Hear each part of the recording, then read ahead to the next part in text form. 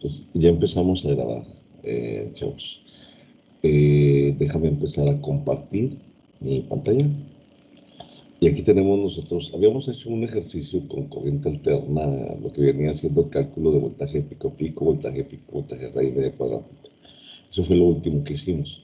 Ahora te voy a poner aquí una bibliografía que se llama Fundamentos de Electricidad.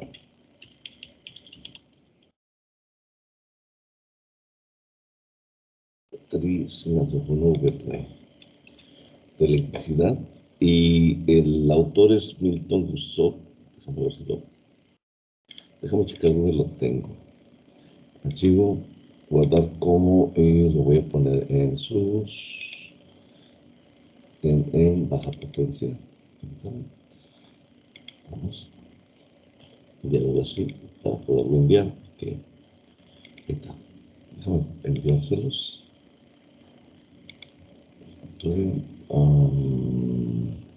Baja potencia.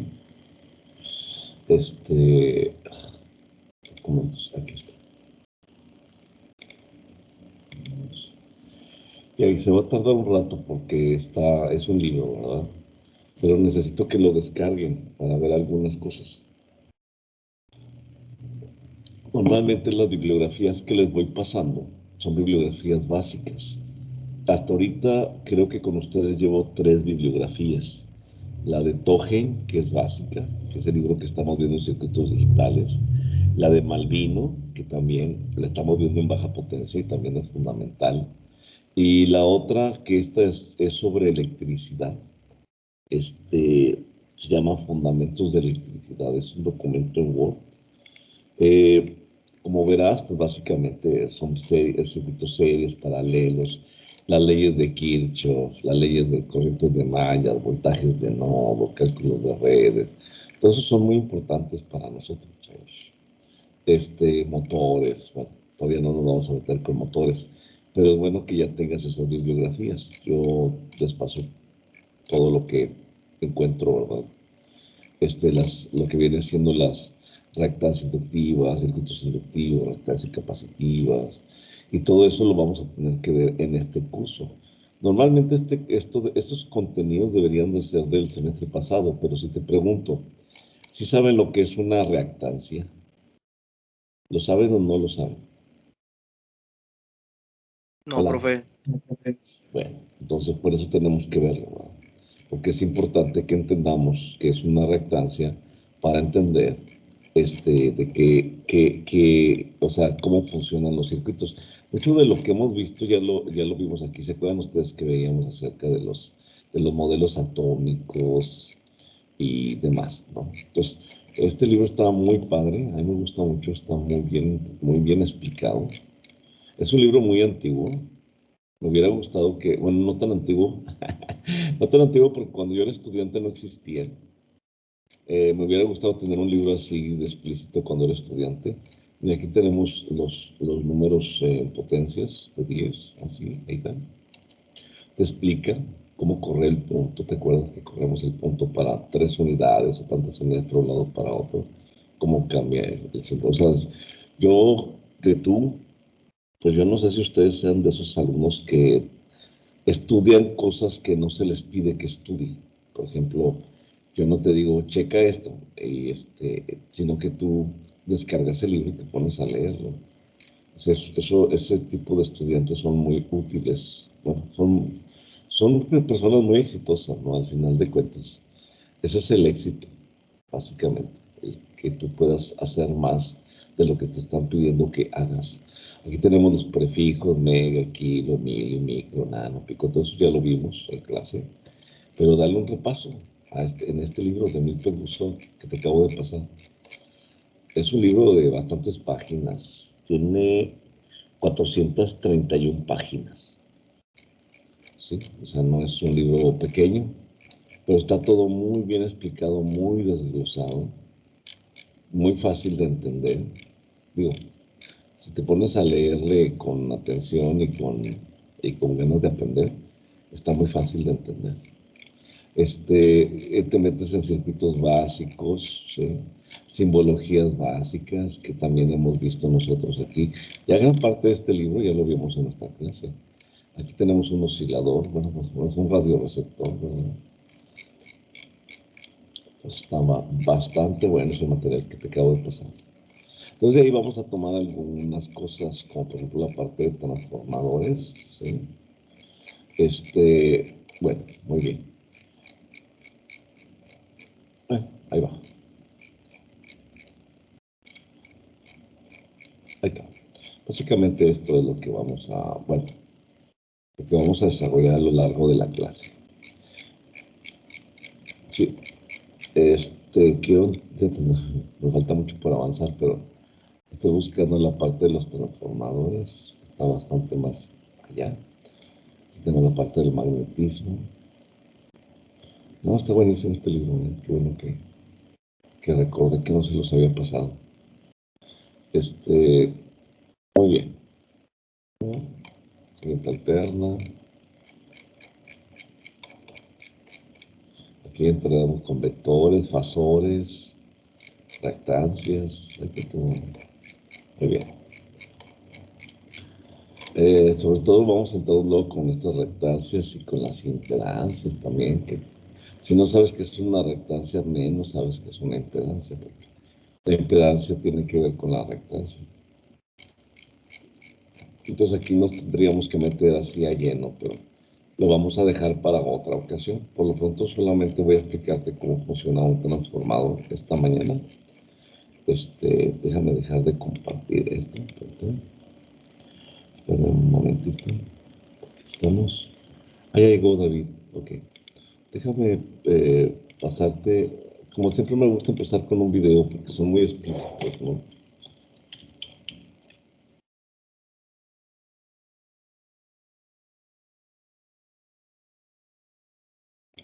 Ok. Ok, va. Vamos a empezar con un corto video de cómo funciona un transformador. Entonces, permítanme un momento.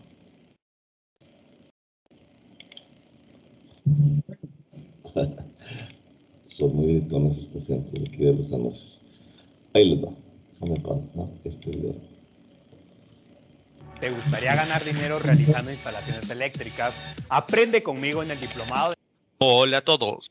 ¿Se escucha? Sí, profe. Ok. Sí, profe. Hoy les voy a enseñar cómo funcionan los transformadores paso a paso. Así que empecemos.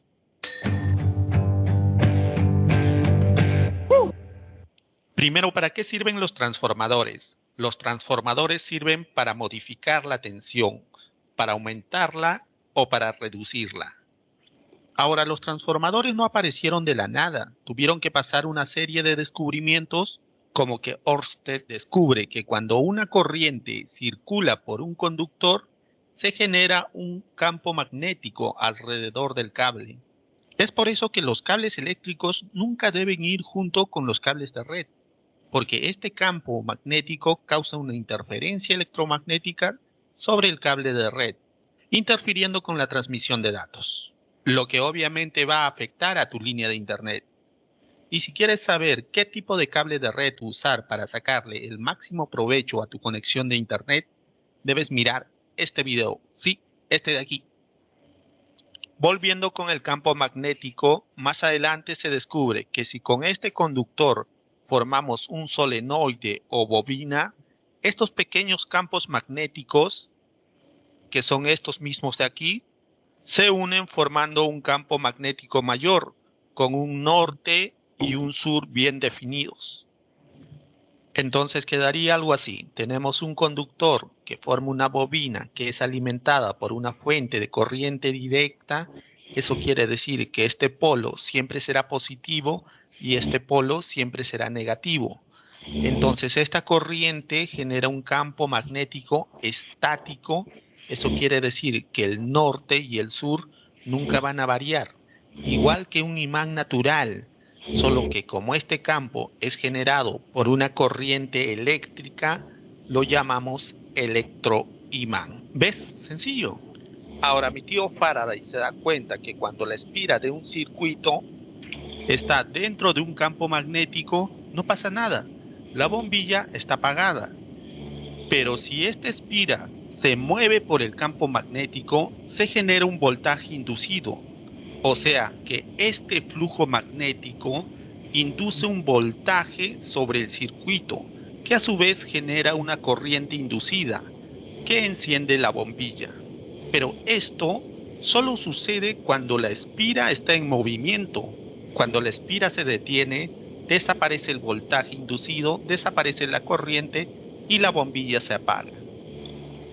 Por el contrario, si movemos más rápido la espira, obtenemos más electricidad, por lo tanto la bombilla brillará más.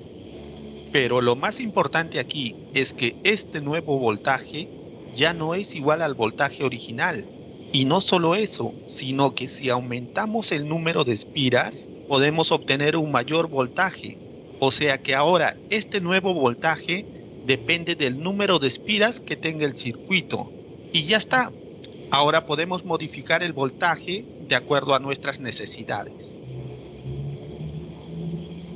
Entonces lo que sabemos hasta ahora es que podemos generar electricidad al mover la espira, pero mover la espira es ineficiente porque conlleva un gasto de energía. Entonces, ¿no sería mejor, en vez de mover la espira, mover el campo magnético? Pero ¿cómo podemos mover el campo magnético? Pues es aquí donde aparece mi papi Tesla con su corriente alterna y se le antoja cambiar al mundo. ¿Y qué es la corriente alterna? Por un lado tenemos a la corriente continua, que tiene un polo positivo y un polo negativo que nunca cambian, lo que hace que la corriente circule en una sola dirección, lo que a su vez genera un campo magnético estático. Y por otro lado tenemos a la corriente alterna, donde su polaridad no es estática como en la corriente continua, sino que va cambiando constantemente. Cada polo se va alternando de positivo a negativo, y cada vez que cambia esta polaridad, también cambia la dirección de la corriente. Y si cambia la dirección de la corriente, cambia la orientación de los polos magnéticos, creándose así un campo magnético dinámico. Entonces, para generar electricidad tenemos dos opciones. Con corriente continua tenemos que mover la espira, lo que conlleva un gasto de energía, y con la corriente alterna movemos el campo magnético sin gasto alguno. Por eso esto es eficiente. Pero, ¿cómo generamos este cambio de polaridad en la corriente alterna? Pues se genera con un generador de corriente alterna. Aquí tenemos el generador, aquí tenemos la gráfica del voltaje, que tiene la forma de una onda senoidal, producto de la rotación del rotor. Ahora, si quieres entender esto, si quieres saber cómo funciona la corriente alterna, cómo se genera, debes mirar este video, este de aquí, sí, este. Entonces ahora ya tenemos nuestro campo magnético dinámico y también tenemos nuestra espira. Esto sería la bobina primaria, que está conectada a la fuente de alimentación, y esto sería la bobina secundaria. Pero ahora este flujo magnético está en el aire, y de esta forma solo se aprovecha una parte de él. Como pueden ver aquí, solo unas cuantas líneas magnéticas interactúan con la espira. Entonces se pensó en capturar este flujo magnético. ¿Pero cómo? Pues sabemos que los flujos magnéticos fluyen mejor por materiales ferromagnéticos, como el hierro, por ejemplo. Entonces le hacemos un camino de hierro-silicio por donde viaje este flujo magnético, quedando así atrapado en este núcleo ferromagnético, que está formado por varias capas de láminas superpuestas, como pueden ver en esta imagen. Y cada una de las capas tiene dos láminas, una que es en forma de E y la otra que es en forma de una I. Y hay diferentes tipos de láminas. Por ejemplo, en algunas sus granos están orientados en cualquier dirección y en otras están orientadas en una sola dirección, aumentando la permeabilidad del flujo magnético, por ende mejorando la conducción del flujo. Por ejemplo, aquí podemos ver un pequeño transformador, empezando desde las láminas, la apilación de láminas, y ahora en la barra central se ha realizado el bobinado primario y el bobinado secundario, Entonces, todo el flujo magnético que pase por la bobina primaria tendrá necesariamente que pasar por la bobina secundaria, evitando así las pérdidas de flujo. Y aún así, siempre ocurren pequeñas pérdidas de flujo magnético, por ejemplo en las uniones, como aquí. Por más juntos que estén, siempre habrá una separación de aire por donde el flujo va a escapar, porque no es una estructura única. También en las esquinas, porque las líneas del campo magnético no doblan en L, sino tienen un comportamiento circular. Y es aquí donde aparecen los transformadores toroidales, que tienen una forma circular y son más eficientes que un transformador convencional que tiene una forma cuadrada o rectangular. Ahora, si quieres saber cómo funciona un transformador toroidal, tienes que mirar este video, este de aquí.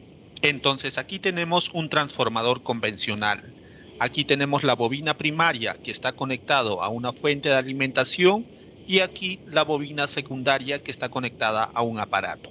Y esta fuente o generador nos da una potencia eléctrica que nuestros aparatos necesitan consumir para funcionar.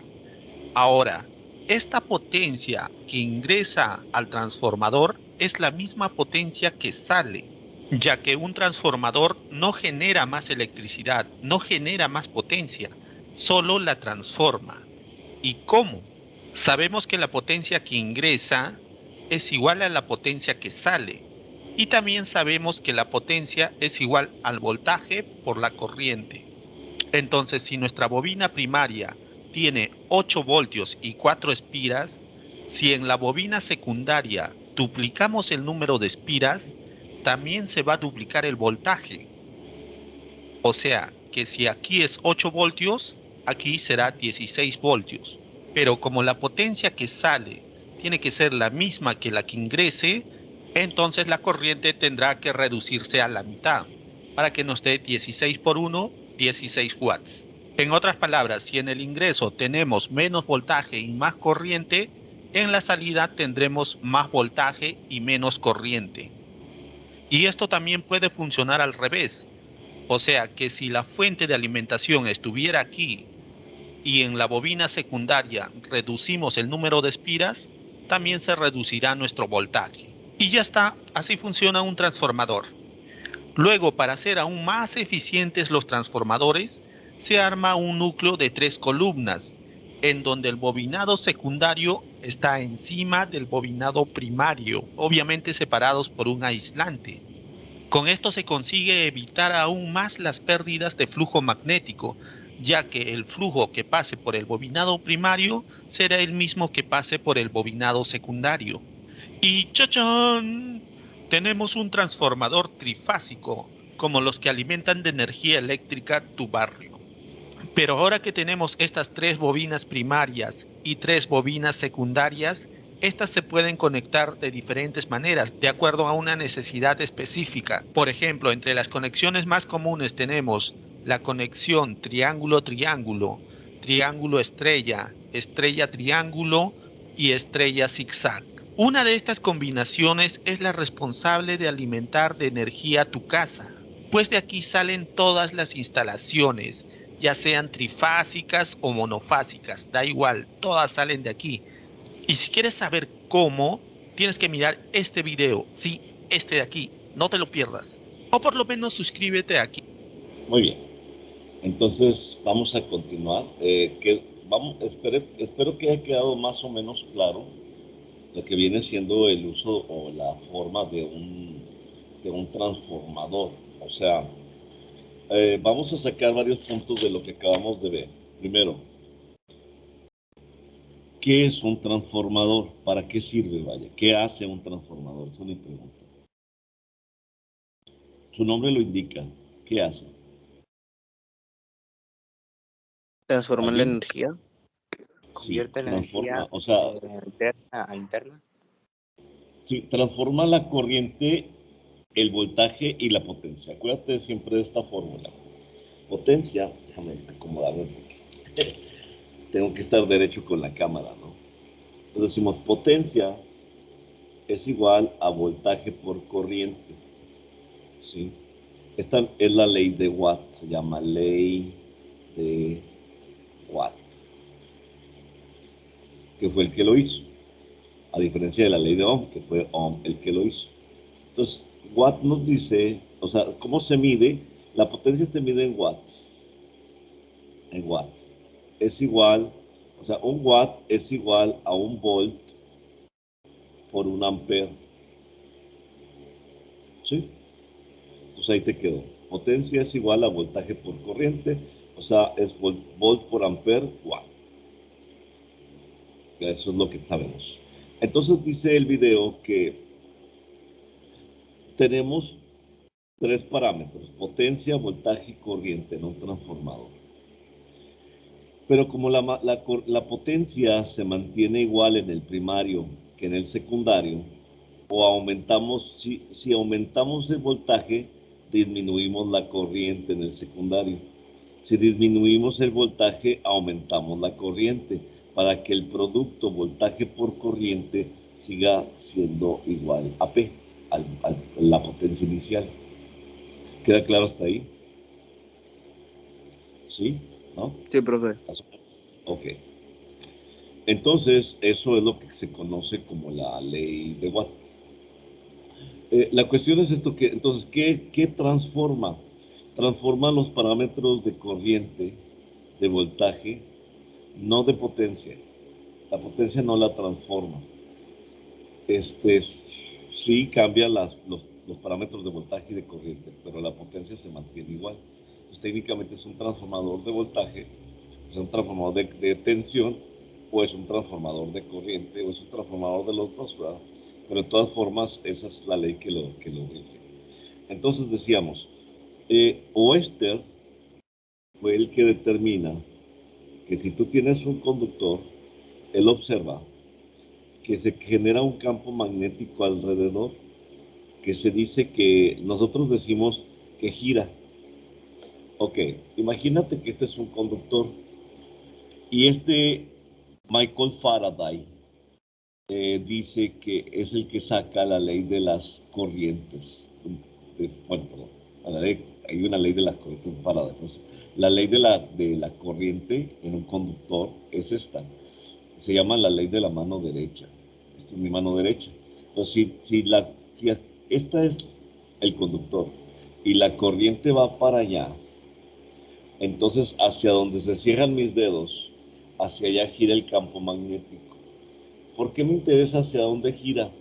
Porque hacia allá, o sea, la punta de los dedos es el polo norte, el resto es el polo sur. De tal forma que si tú tienes un conductor que si la corriente va para allá, gira en una dirección. Si la corriente va para el otro lado, gira en la otra dirección. Entonces, eso es la ley de la mano derecha de Michael Faraday.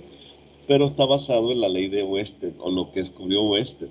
Y cuando tú tenías un conductor eléctrico y pasaba a través de él una corriente I, se generaba un campo magnético alrededor.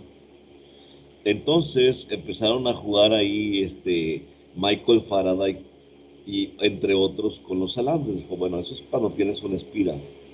Pero ¿qué pasa cuando tienes varias espiras y le pones una corriente? Bueno, un voltaje, y ese voltaje genera una corriente que circula a través de la espira. O sea, bueno, pues si va para allá, entonces haz de cuenta que agarro todas las espiras y las junto. Y digo, si la corriente va para allá, entonces el campo magnético va en esta dirección. Así.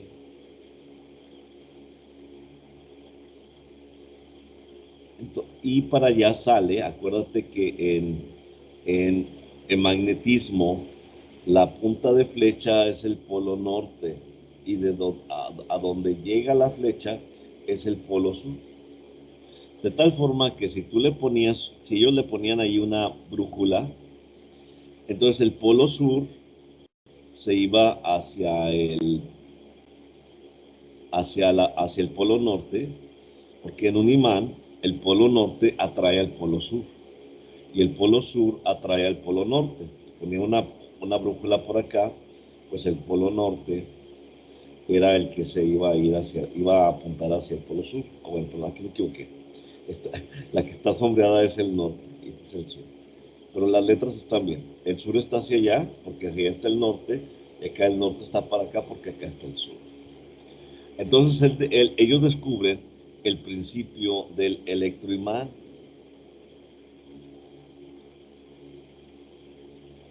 Estamos hablando por allá por 1800, ¿verdad? Cerca de 1800, hace 200 años que llegaron a estos experimentos. Entonces también descubrió Michael Faraday que cuando ponía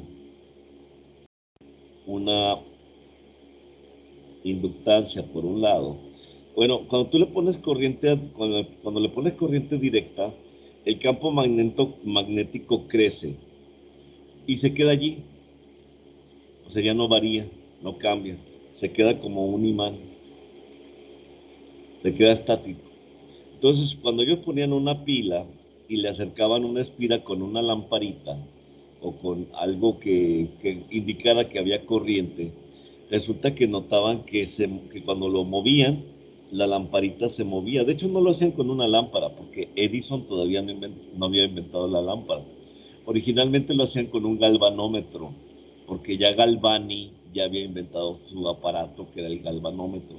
Entonces, cuando lo acercaban, el galvanómetro, que era como un voltímetro de aguja, se movía para un lado o para el otro. Entonces decía, mira, pero nada más cuando lo movía. Cuando lo detenía, ya no se movía. O sea, solamente con el movimiento de la espira dentro del campo magnético se generaba la electricidad, o sea, en el secundario. Entonces dijeron, ¿qué tal si le ponemos corriente alterna? Y en vez de cambiar o sea, tú puedes inducir voltaje en el secundario de dos maneras.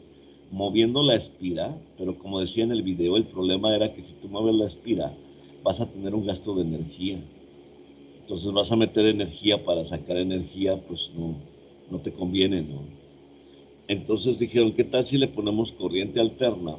Y como la corriente alterna, tú ya conoces, porque ya lo vimos en clase, cambia de dirección, cambia de magnitud y cambia de dirección.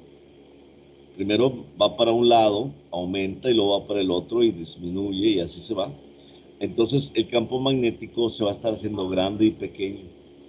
Entonces ellos dijeron, ¿qué tal si le ponemos otra inductancia a la salida? Y acá le ponían, por ejemplo, vamos a ponerle un foquito porque es más fácil de dibujar. Esta es una lámpara incandescente. Entonces veían que sin tener, o sea, eso era en el aire, sin estar teniendo un contacto físico, o sea, no estaba pegado este alambre con teníamos una corriente en el secundario.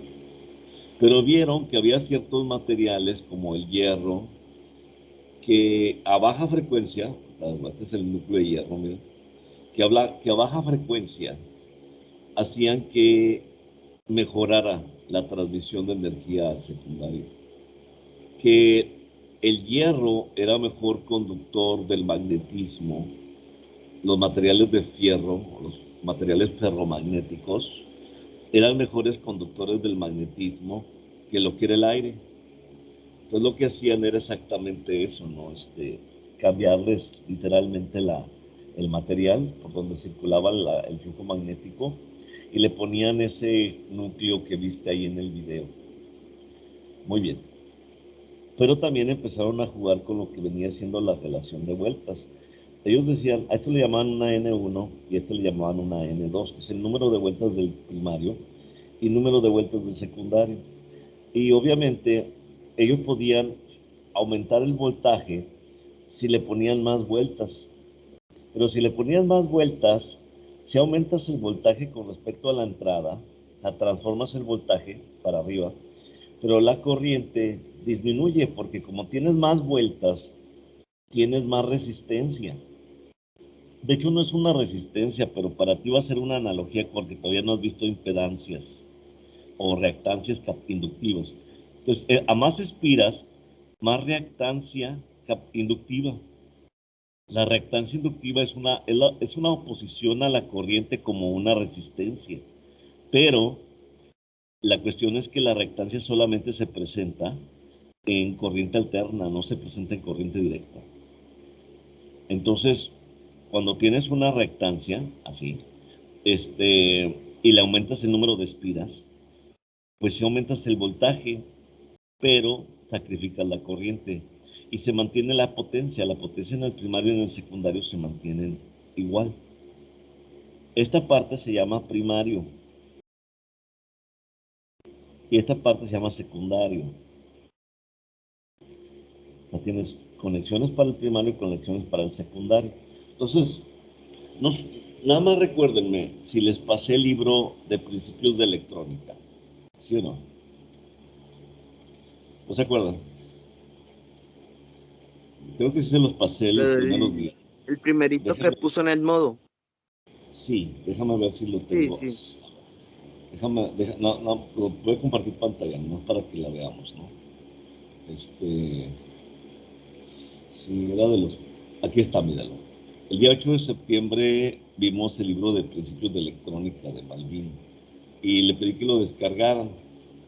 Bueno, yo no lo voy a descargar, creo que ya lo tengo descargado. Aquí está, no es de Toje. Malvin, aquí está, Malvin. Pero no están viendo mi pantalla, ¿verdad? No la estoy compartiendo. Según yo la estaba compartiendo, pero... Ahí está, ahora sí. El día 8 de septiembre vimos este libro, ¿no? Principios de Electrónica de Malvin, de Albert Paul Malvin. Aquí vamos a centrarnos. No voy a tomar ahorita los capítulos de el libro de Dusov, que es el de electricidad que se estaba presentando. Vamos a tomar el libro de Malvino que vimos el 8 de septiembre. Que le pasé el 8 de septiembre. Nada más déjame llegar a la parte del transformador. Ya se me perdió. Tiene muchas páginas. Déjame encontrarlo primero. Muy bien. Ya nos vamos acercando. Aquí está. En la página 100 del libro de electrónica o 114 del PDF está la parte del transformador. Para que si le quieren dar un repaso, es esto que estamos viendo aquí. Es el transformador con su núcleo de hierro y tenemos una N1 y una N2, un número de vueltas en el primario y un número de vueltas en el secundario.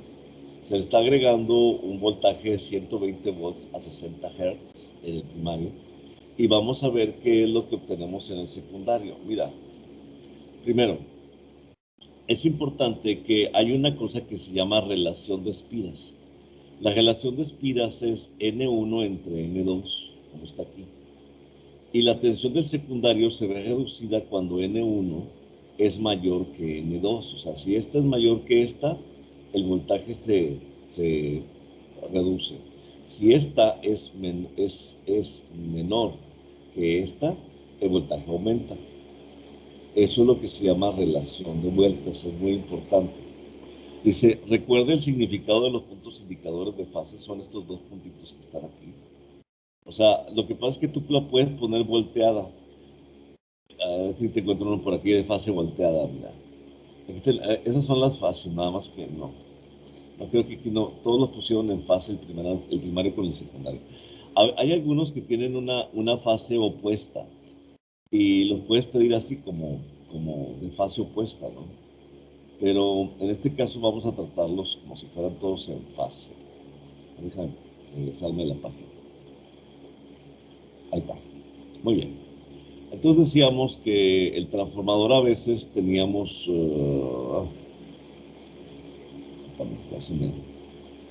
aquí está. Dice, recuerda el significado de los puntos indicadores de fase que se oponen en los extremos superiores del arrollamiento. Arrollamiento significa vueltas. Los extremos con puntos tienen la misma fase instantánea.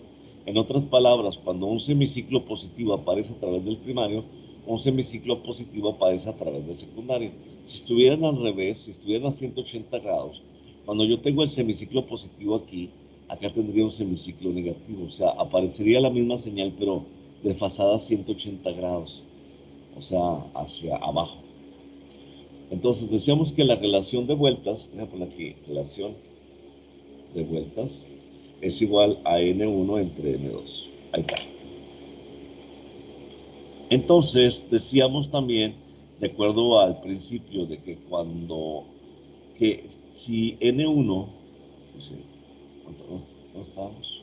Acá. Dice, la tensión del secundario se reduce cuando N1 es mayor. Entonces aquí tú tienes una relación de voltajes con vueltas, ¿no?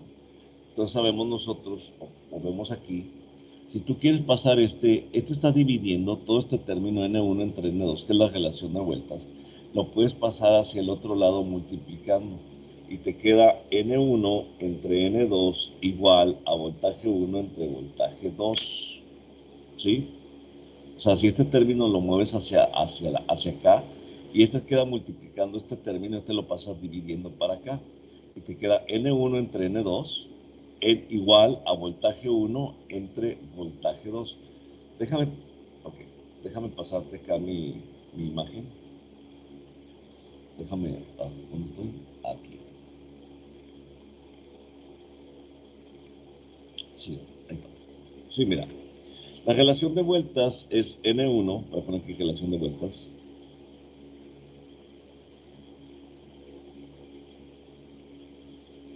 es N1, RB es relación de vueltas, N1 entre N2. Y decíamos, según la fórmula que teníamos ahí, déjame ponerla otra vez, era B2 es igual a B1 entre N1 entre N2, era la fórmula que teníamos ahí.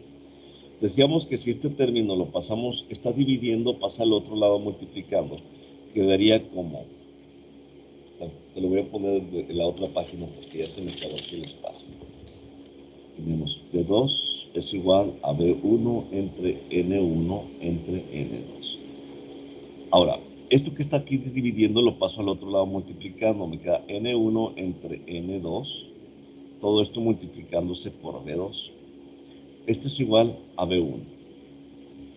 Entonces, todo este término está multiplicando, lo puedo pasar dividiendo. Entonces me queda N1 entre N2 es igual a B1 entre B2. Y esta es la fórmula en la que te puedes memorizar para sacar cualquier otro valor. Por ejemplo, imagínate que tú quieres sacar, ya tienes aquí la relación de B2, pero también lo puedes hacer al revés. Si tú quieres sacar cuánto vale B1, esto está dividiendo, pasa multiplicando, ya lo tenías acá. Bueno, aquí la tenemos, ¿verdad? Esta es la fórmula para B2 y esta es la fórmula para B1. Pero sale de la relación de vueltas, o sea, la relación de vueltas N1 entre N2 es igual a la relación de voltaje B1 entre B2. Esa es la fórmula que vamos a obtener. Muy bien. Entonces,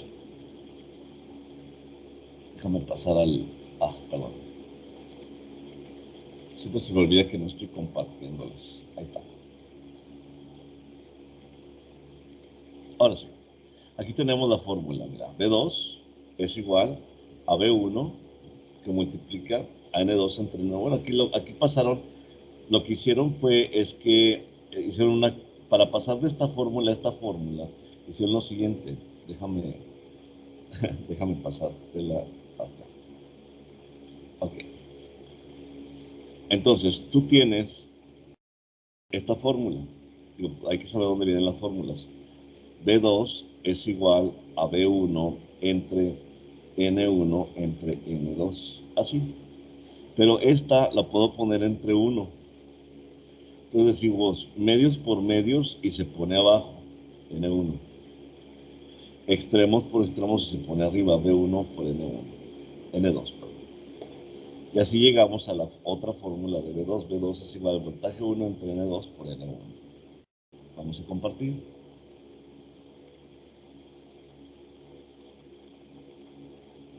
Aquí estamos. Voltaje 1 por N2 entre N1. Y así es como sacamos estas fórmulas. De hecho, la fórmula es una sola fórmula que tú la, este, la deduces, ¿verdad? Por ejemplo, en este caso ya habíamos sacado pero esta fórmula de N2, de B2, así. Pero es más fácil entenderla así como está. te van a dar una relación de vueltas. O te van a decir cuántas vueltas tiene en el primario, por ejemplo, en este ejemplo, dice, ejemplo 4-2. ¿Cuál es la tensión de pico? Tensión de pico es voltaje de pico en la carga y en la tensión continua en la carga. O sea, primeramente, el transformador tiene una relación de espiras de 5-1. Te lo están dando, no sé si te dijeron en algún momento que era 5-1, ¿por qué te lo están diciendo? O sea, no te dicen en ningún lado. Nada más te dicen, te lo dan como dato, ¿no? La relación de vueltas es de 5-1. Esto significa que 5 es N1 y 1 es N2.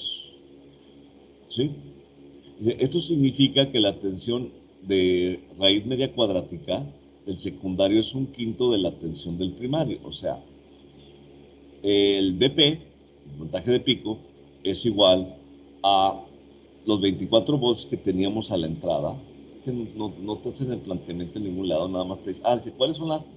En la figura 4-5, esa es la figura 4-5, aquí está. Son 120 volts a 60 Hz, la relación es de 5-1 y es lo que te están dando. El voltaje de raíz media cuadrática es de 120 volts. Entonces, ese es el voltaje. El voltaje del primario es 120 volts, el voltaje 1. ¿Cuánto vale el voltaje 2? Pues el voltaje 2 es igual a 120 entre 5 por la relación de vueltas. Acuérdate que es 120 por 1, porque N2 vale 1, entre 5, porque N1 vale 5. Esto es igual a 24 volts.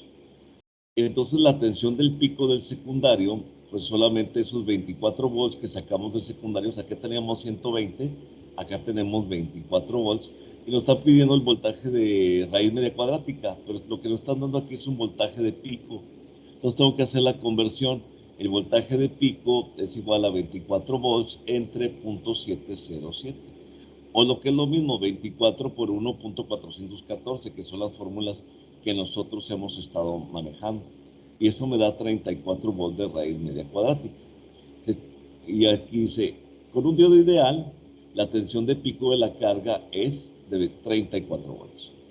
Y así hicimos un cálculo rápido para este circuito con un diodo y una resistencia de 1 kilo ohm de carga, que vamos a explicar ahorita más a detalle, ¿no? Es que te estás refiriendo a esta figura. Vamos a hacer algunos otros ejemplos sobre rectificadores y antes de entrar con las fórmulas completas, pero ahorita estamos en la página 100-101 y vamos a ver hasta la página 102. Así que en un ratito que tengan, pónganse a leer sobre el transformador en el libro de este Malvino. Ya se me acabó el tiempo, tengo otra clase, chavos.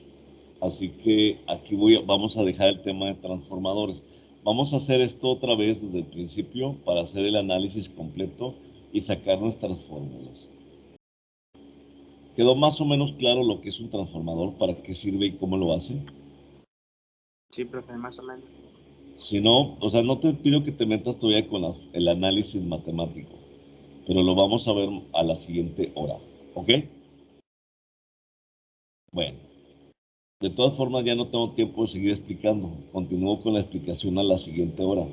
¿A qué hora nos toca? No, déjame ver. Nos toca hasta las, ¿qué? 9:30. Entonces nos vemos a las 9:30, chavos. ¿Ok? Hasta luego, profe. Hola. Ándale, nos Hasta vemos. luego, profe. Déjame terminar la grabación.